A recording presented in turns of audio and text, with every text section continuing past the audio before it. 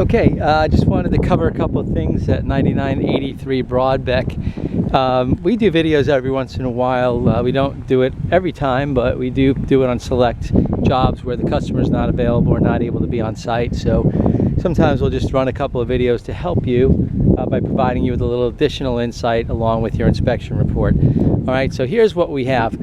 I was not able to run the sprinklers today because the panel's locked. The listing agent did show up, but he was not able to locate a key for that panel. He said he would come back during the course of the inspection if he was able to, but he hasn't returned yet. You know, that happens often. Once in a while, people have a key somewhere and they just they don't make it available. It's an afterthought. Nobody ever thinks of it. So that would be something you may want to have us come back and look at, or just have someone demonstrate it for you. But at any rate, standing here at the front right corner of the building, you see a reclaimed water meter. That would be the water source for the sprinkler system. The control panel and the rain sensor are on the other side of the building at the exterior garage wall. Okay, one of the first things that I noticed when I got here was just, I always like to make recommendations on how you can improve things, even if they're in good condition. This house has been recently painted, which is great. It looks fantastic. I would recommend putting gutters on the roof to control drainage. The reason for that is every once in a while you'll notice how some areas get a little bit of erosion. That's from the water that comes down off of that roof and lands close to the foundation. You'd want to eliminate that if you could. Another thing that I noticed as I walked around is that both on this side of the house and on the other side of the house, I've got drainage issues, standing water. You see that over there? That's wet, and that water is saturated. And as we walk around here, the back, you will see it's sloped rather nicely, which is a big plus. A lot of times in Central Florida, you'll find houses with a negative grade. This one looks pretty decent.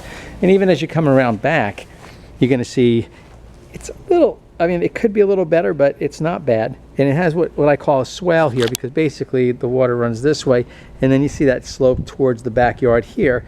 That means that this center part of the backyard during the rainy season is usually going to be pretty mucky.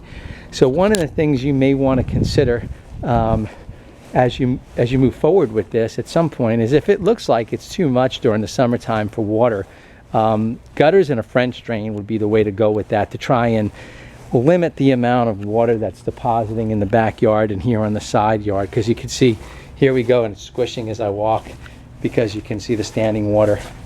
Okay, this is a combination of rainwater draining and also your condensation line for the air conditions out here.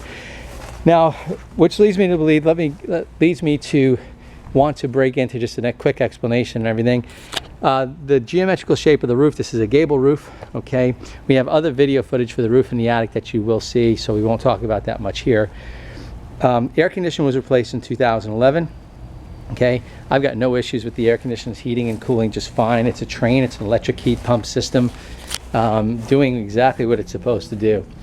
And as we walk around, you see the nice PVC fencing they got here. This stuff's kind of pricey, so it's really nice that they already have it, right?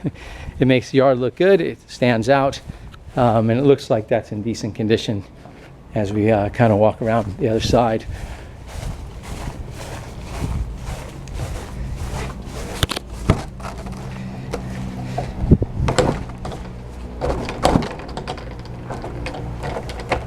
Okay, one of the things about vegetation in Florida, bushes, trees, and so on, you want to make sure this stuff is kept trimmed back. It's kept trimmed back enough from the exterior wall, but you'd want to make sure that you keep it that way, because too much vegetation will end up causing prolonged moisture, and eventually that will get in. Here in the front, you can see driveway pavers look decent. The only thing about the driveway pavers that I had made a mental note of was just this area right here in front. Right in front of the garage floor. I don't know if you can really see that or not, but it kind of just humps up over here. You see that? They're a little bit uneven. All right, it could be anything really. I'm not really sure why that's doing that, but I made a little note. It's kind of a little bit of a trip hazard, but it is what it is. It's there so that you can see it. Okay, the rest of the exterior, let me just cover that with you real quick so that you have an idea of where everything is. Your water meter comes in here at the left side of the property. Standing at the house, looking at the garage, here's your water meter right here. Okay, it's one of the new digital kinds where they can read it without even actually opening it. And as you walk around the left side of the house at the exterior garage wall, you're going to see where the main water valve is, and that's this guy right over here. Okay, easy to find, very accessible. That's in case you have to shut the water off in an emergency, or you're going to do some plumbing work in the house. That would be how you would shut all the water off inside. Coming around the other side, this is the locked irrigation panel that we talked about. Okay, this guy up here, that's your rain sensor. So this is on a program, so naturally if it rains, this will prevent it from going on. This here is the main electrical service disconnect box. Inside of there is a 150 amp breaker. That breaker will shut the power off to the house completely when you use it. An example of why you would want to use that is if you're going to change a light fixture or a ceiling fan or make a minor repair or something like that, you would want to make sure all the power was off.